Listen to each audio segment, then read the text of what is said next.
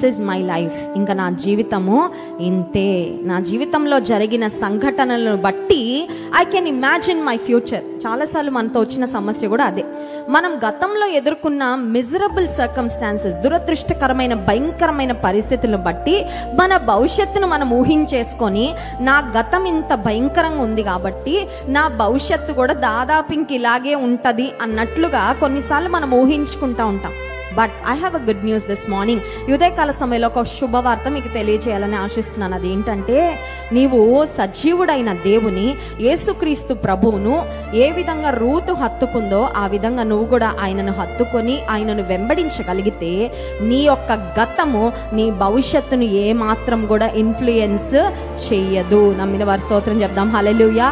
Your past is not going to decide your future if you are in Christ Jesus. యేసయ్యలో నువ్వు ఉంటే, యేసయ్యతో నీ జీవిత ప్రయాణాన్ని నువ్వు ముందుకు నడిపిస్తే, ఒకవేళ నీవు నమ్ముకున్న వ్యక్తులు, కట్టుకున్న వ్యక్తులు ఎవరు నాకు ఆధారం అనుకుంటా వారు ఒకవేళ నేను విడిచిపెట్టి వెళ్ళిపోయినా, నువ్వు పట్టుకున్న దేవుడు, జీవం కలిగిన దేవుడు, నమ్మదగిన దేవుడు మాత్రం నీ జీవితాన్ని అంతం వరకు నడిపించి, గతంలో నీకు జరిగిన భయంకరమైన పరిస్థితుల ప్రభావము నీ భవిష్యత్తు మీద లేకుండా ఆయన